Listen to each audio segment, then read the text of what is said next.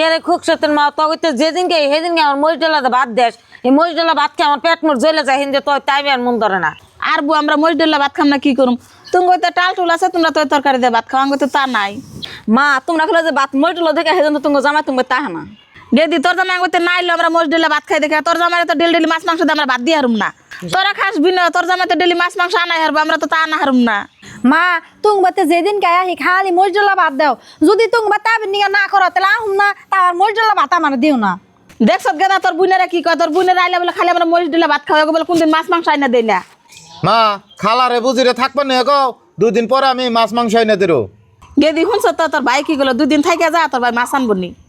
খুব সত্যের মা তোর বলে যে কিপটা আঙ্গ 2 দিন থাকে যাবার কথা সে 2 দিন পরে মাছ মাংস এনে দিমনি খাই রে যায়নি নাগলি 2 দিন কে 4 দিন থেকে যাবো তা তোর বলার দেয় তোর মাছ মাংস না তাস খেয়ে যাবো। খালা তুমি একবারে ঠিক কথা কইছাও, নাগলে আমিও 2-3 দিন থাইকে যামু, তা মাছ মাংস খাইয়ে যামু। দেখছো মাছের লোভে 2 দিনের জায়গায় কয় আর 4 দিন থেকে যায়, তার কি কাম আছে? গেদারে পাঠিয়ে দেই বাজারে মাছ এনে গো খাওয়াই দিই।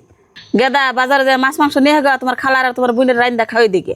মা তুমি যদি কইছ কেবল ভাত সাত খাইলাম, কতক্ষণ পরে যে মাছ মাংস নিয়ে আই গে বাজারে কোনে। হ্যাঁ গেদা তুই বাজারে যায় নিয়ে আই গা।